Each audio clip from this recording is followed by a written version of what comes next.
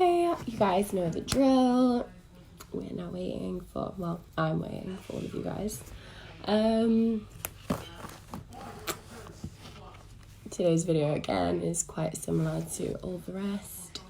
Very, very topics based. And the viewers are going up. So I do want to begin by saying thank you for all the support that you guys have consistently been bringing me. It definitely doesn't go unnoticed. So if you haven't already, and if this is your first time watching this video, then feel free, or I urge you, in fact, to like, subscribe, share, and definitely follow the page. Also, I will leave a direct link to my YouTube channel, so please go and subscribe there. And I'll be in all of you guys' debt. So, in terms of starting this video, it is definitely Saturday that we're waiting for, and we are definitely looking forward to. So it is absolutely great. So Arsenal are hosting Crystal Palace at the Emirates, 4:30 kickoff time. So Man City have won, Leicester have won, and Chelsea are playing right now. Liverpool, Tottenham, and Man United have the matches on Sunday as well. So last week's defeat, obviously, I did go through this in my previous video, does mean that we are stuck in fifth place or fifth position, even if we do win, which obviously isn't obviously the best thing for us, but it could have been worse, so let's just be thankful for that. If we do lose, that does mean that Crystal Palace could climb on top of us, so technically we should obviously be urging to win and definitely should win.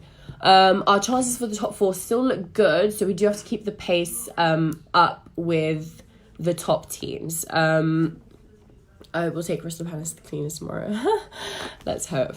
Did you guys see the Leicester score from last night? So it was pretty crazy. I mean, especially for a Premier League record, 9 goals in terms of 0-9 was absolutely phenomenal. Did make me think that I wish we could play smooth football like that, but nonetheless, let's just be happy with what we have.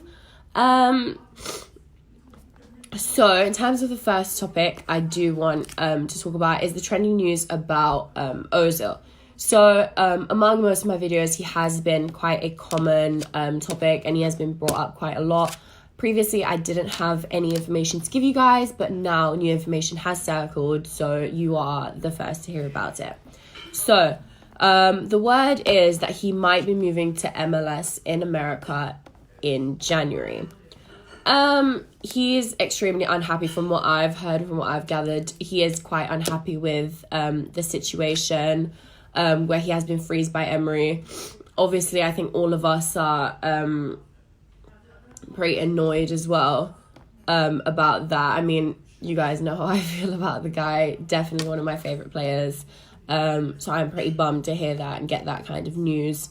Terry, I will go back to your question. I have seen it. I'm not ignoring it. I just want to finish this topic first. So Ozil, as we all know, was left out versus both Sheffield United and Victoria this week, which is absolutely horrifying. I mean, tactically, it doesn't make sense. I don't know. I'm not the manager, so I can't really say anything.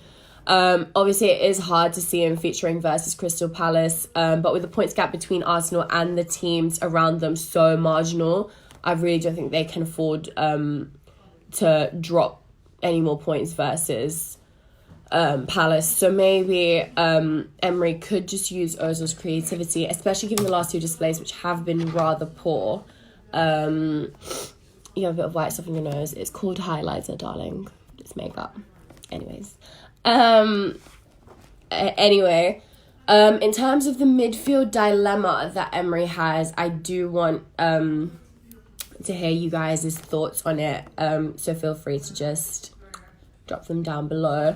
Obviously, Lucas Torreira has fallen down the pecking order at the Emirates following the arrival of Ceballos and the emergence of Joe Willock. With Guendouzi and Xhaka favoured when it comes to defensive duties. Obviously, I know how you guys feel about Xhaka, so I'm not even going to get into that. Torreira has often found himself occupying a space on the bench. He has made 2 Premier League starts this season, playing a total of 202 minutes on the match, if I'm not mistaken. However, during those chances, he does get to play. Emery has deployed the 23-year-old as an attacking midfielder, which I know does piss off the fans quite a lot. Does that make sense? Effortlessly, almost. That's great. So considering that we do want to win against Palace,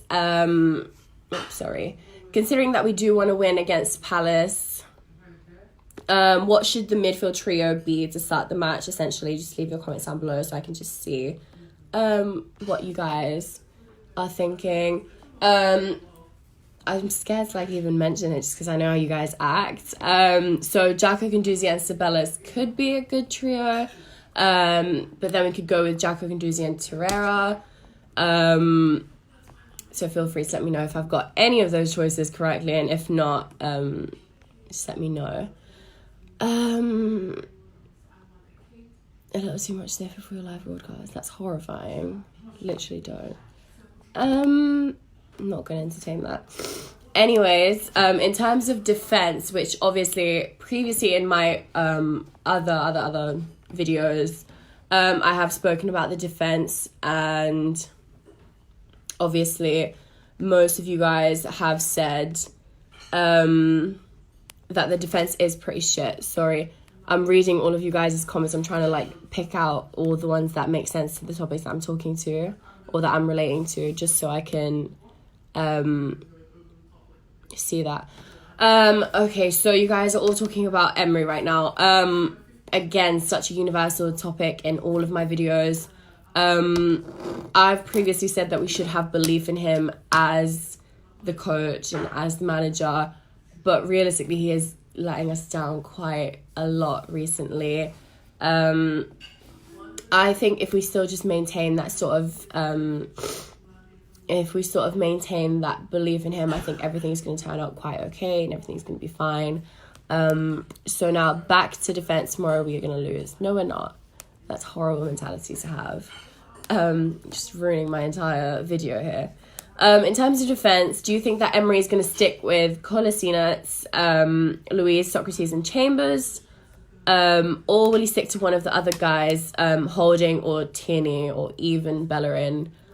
Which would be kind of nice to see on the field, especially in terms of defense, seeing them three together. Slowly losing faith.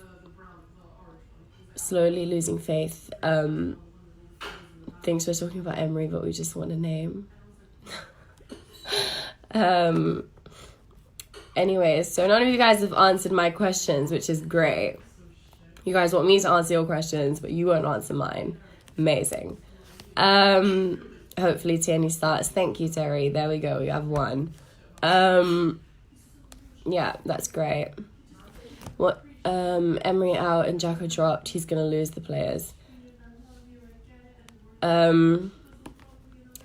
Technically, do you know what? I think the reason that Jacko is favoured, he does have quite strong points, quite strong attributes, especially to his character as well.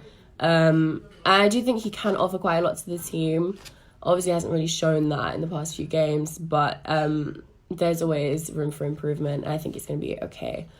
Right, so we've spoken about defense. Now I want to talk about attack, which obviously is if not the most important. So Lacazette is now back and fully fit to play the 90 minutes. Obviously it's great, so we can have our little trio back of Lacazette, Pepe and Aubameyang. Aubameyang definitely does need to get back into scoring. So Pepe needs to start because I think his confidence, especially right now, is quite sky high. I think it's really, really up there, and I definitely think we needed that to motivate the team and obviously motivate the fans as well, just because he is such a strong player in the team. So Martinelli has also been scoring whenever he plays, which is obviously great to see. Pepe needs to start to continue progression. I agree with that. I definitely think Pepe has such a strong standing foot right now, and I think if he continues with that, he is definitely going to pull great things out of the bag, which is absolutely amazing. So I definitely, in terms of the coach, I definitely do think this is going to be quite a difficult decision. Just because it's hard to sort of pick and choose one attacker or choosing like who to start. Everyone has such good attributes. Other people have different strengths, especially the fans as well. They have their own ideas, their own opinions about it. But I think everything's going to be all right, especially if we just maintain that sort of excitement. I definitely do think we are pretty strong to win tomorrow. So yeah, I just think that's pretty great. In terms of predicted scoring, which I do like to give you guys, just so I can see if you guys have the same or not, I'm going to go for 3-1, just to keep it pretty neutral, quite easy as well. Let's be fair with that. I think we're going to get a goal from Pepe and 2 from Aubameyang. I realise I say that quite a lot. It feels like I favour them quite a lot. I really do. So feel free to let me know what you guys' predicted scoring is. I was getting a few comments up earlier about the predicted scoring, so feel free to leave that in the comment section, and I will try and get back to as many of you as possible. 2-0. That's quite similar, to be fair, to mine. I just feel like giving the other team a point just because I know that they're good. Yeah, Emery out. I'm not seeing loads of predicted scorings in the comment section. There we go. 3-2, 3-1. Yep, that's the same as mine. Glad we agree with that. Yep. Okay. Okay, so on that note, all of you guys that have just joined, 2-1, that's great.